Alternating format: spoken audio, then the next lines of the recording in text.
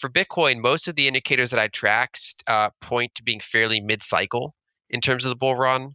Um, and so I still think the next 18 months look favorable for the asset.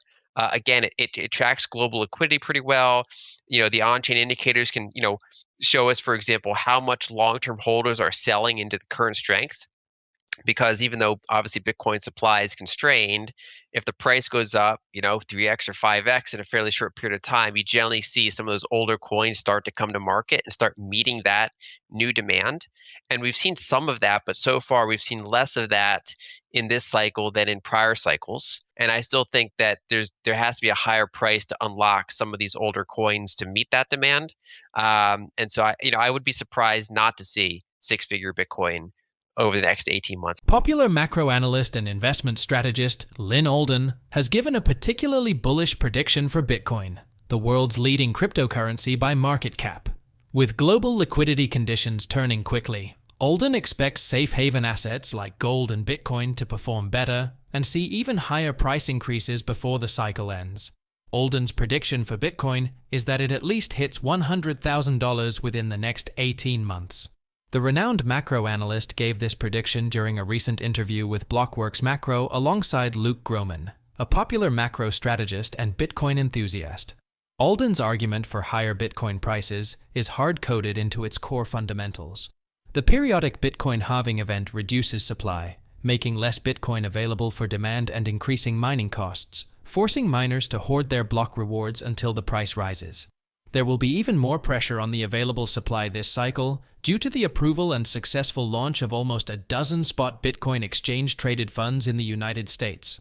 The spot Bitcoin ETFs have created a much-anticipated avenue for thousands of institutional investors to invest in Bitcoin and contributed to significantly higher prices for the underlying crypto asset.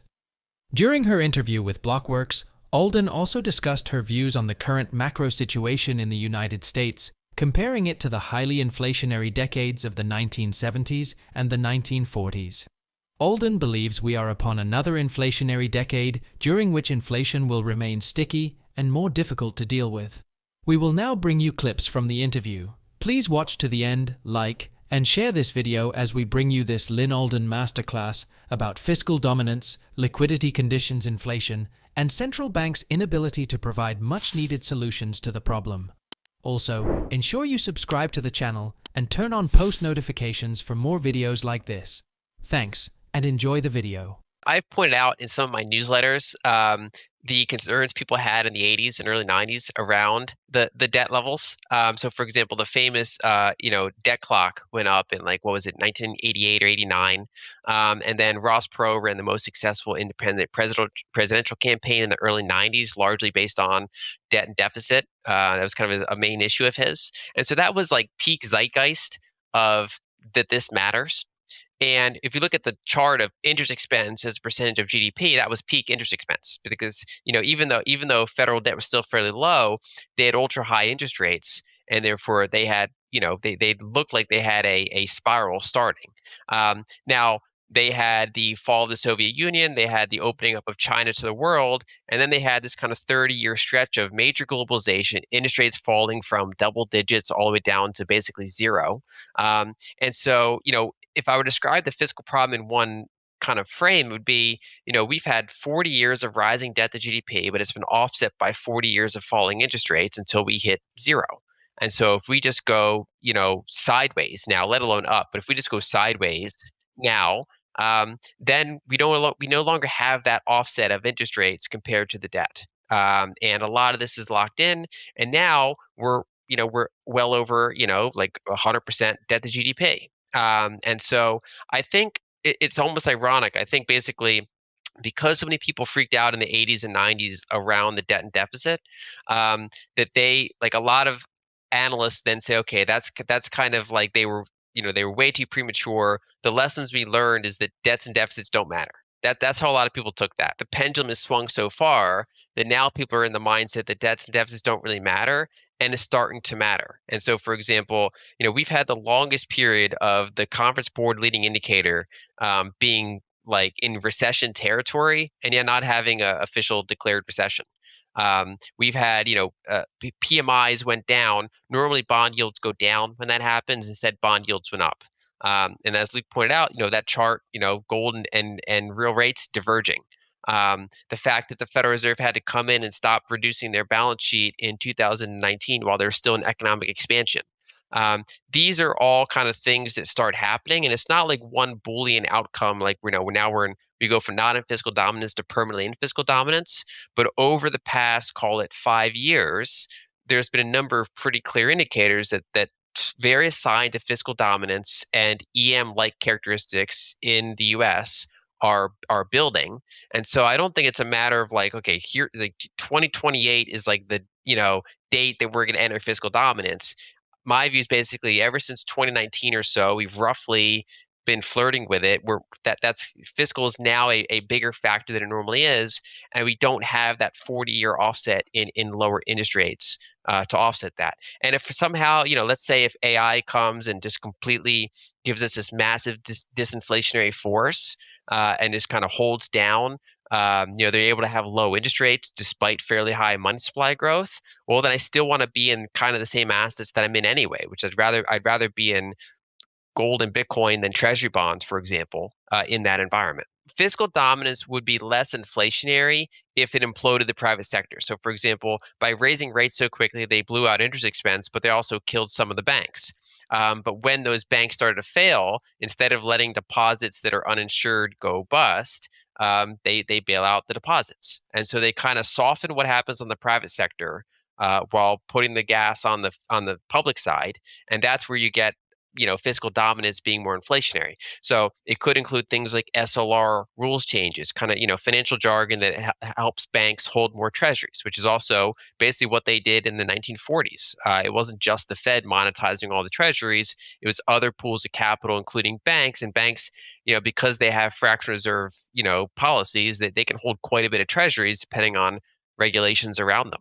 Especially if those treasuries are shorter term. Inflation has been a recurring theme over the past 3 years. During the pandemic, after central banks embarked on concerted and largely unprecedented monetary printing efforts, financial experts warned that the consequences would be dire. The warnings came again when they started hiking rates in 2022. Though central banks, including the US Federal Reserve, believe the inflation battle is nearly over, Alden warns that it's only just beginning. According to the renowned macro analyst, we are up for an inflationary decade, and central banks do not have the toolset to properly address the issue. Here are more clips from the interview. I think we're going to have higher highs and higher lows of inflation than we had in the prior decade. That's how I would describe a secular inflation. And kind of a major thing I've been pointing out is questions I got over the past couple years were, are they going to get inflation back down to 2%? And my answer has generally been, I don't know, but I don't think that's the right question. I think the right question is, what's going to happen with inflation the next time we have an upcycle in PMIs, for example, like manufacturing purchasing managers index, because I think that's the real test. You can get inflation down temporarily if you're willing to have a recession, if you're willing to disinflate enough, and that's kind of the pseudo cycle we've been on. It's obviously been offset by fiscal, as we've been talking about. So they've not gotten it down to 2%, but they have muted it significantly. We're starting to see early signs of PMI reacceleration, kind of rotation in what sectors are doing well. And so I think the big test is, if we get an upcycle in PMI, what does inflation do? My expectation is that inflation goes up or stays sticky when we get that next PMI rise. And so it's not a matter of, could they touch 2% sometime this decade? Sure. But the question is, can you sustain there and have another cycle of growth while still sustaining there? And I think that's the much harder thing. And so, because I think this is going to be a more energy intensive cycle, I think we're going to be more linked to what happens with energy than we have been in say the prior 10 years or so. And so I think my expectations, higher highs and higher lows compared to what we had in say the 2010s decade. The funny thing is that because we're kind of largely in fiscal dominance now, I think that the emphasis on the Fed is in many cases like backward looking, that the Fed has been a bigger source for markets for a long time. But as we kind of enter this fiscal dominant environment, I'm increasingly less interested in what the Fed does around the basis point margin, and more interested in what's happening with the treasury market, more interested in what's happening with the size of fiscal deficits, and those kind of more structural things.